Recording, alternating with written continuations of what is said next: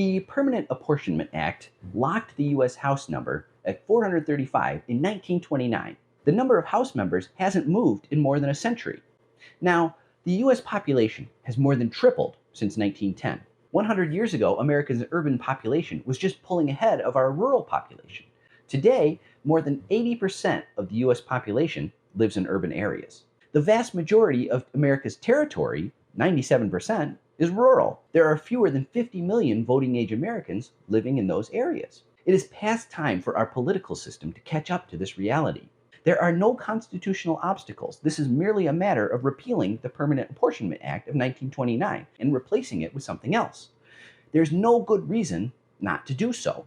Now, if we adopted George Washington's vision of one representative for every 30,000 Americans, the U.S. House would explode past 10,000 members.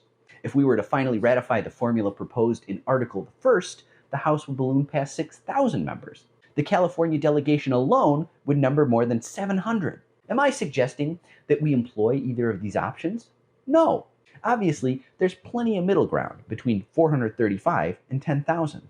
If the population has tripled since the last time any representatives were added, wouldn't tripling the House membership be a good place to start? 1,300 odd representatives sounds like a lot of biomass, but typical rejoinders that such a number is too unwieldy or that nothing would get done just don't hold up. At 435, the House is already unwieldy. The only time you ever get all the representatives inside the House chamber is for the State of the Union address. Nobody ever shows up to listen to the speeches because almost nobody in Congress actually bothers to try persuading anybody of anything anymore. The world's greatest deliberative body does not deliberate. Additionally, all the votes are tallied electronically, and a computer can count to 1,300 just as easily as it can count to 435. Nothing would get done? Dude, nothing gets done now. Even conservative commentators like George Will are up for expanding the size of the House. As someone who embraces small government, one might expect him to object to making government bigger. But what we're discussing isn't really an expansion of government power at all. In fact, if you tripled the size of the House, you would cut the influence of every member in the House by 66%. Their vote would only be 1/3 as powerful as it was before. This would not be an expansion of government, but an expansion of representation. If more House seats were to be combined with proportional representation, more people would have a voice in our government than ever before. Even the most sociopathic anti-government cranks might finally have a voice in the halls of power. If the number were raised to 1,300, the average congressman would represent close to 250,000 people.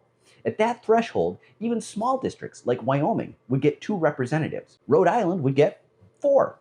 With proportional representation, the top 2 vote getters would win in Wyoming. In Rhode Island, you would need 25% of the vote to win a seat.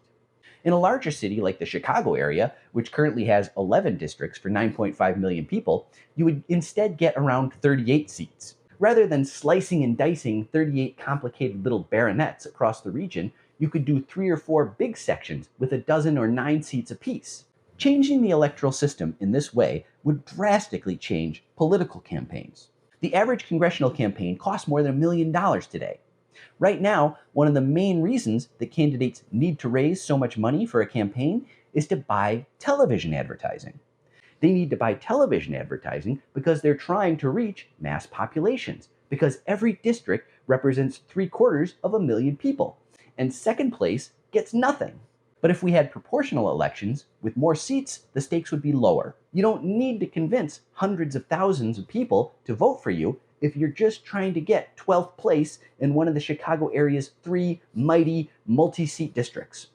If you change that dynamic, campaigns would change too. Combining more seats with proportional representation might also bring an end to majority politics in the House. No majorities? That sounds terrible! Actually, if there were additional parties in the House, those parties would be forced to negotiate with each other. No longer would one party be able to hold the entire process hostage in order to advance one of only 2 possible agendas. With multiple party systems, representatives are forced to build coalitions to pass laws. Sometimes the members of one party might even break away from the rest and join the opposition to pass a law. You know, like they do in functioning governments. So many of the things you hate about our government are a function of how that system is built. By changing that system, we can make the US government less disdainful and awful. We can even make it start working for the working people who make up the majority in this country. But neither of the major parties, the Democrats or Republicans, will ever advocate or accept such changes willingly. They are the masters of this broken, corrupt system. That's why we need a new organization to advocate and implement such change. Don't give up hope. Please give a like, a follow, a favorite, and subscribe to my free Substack.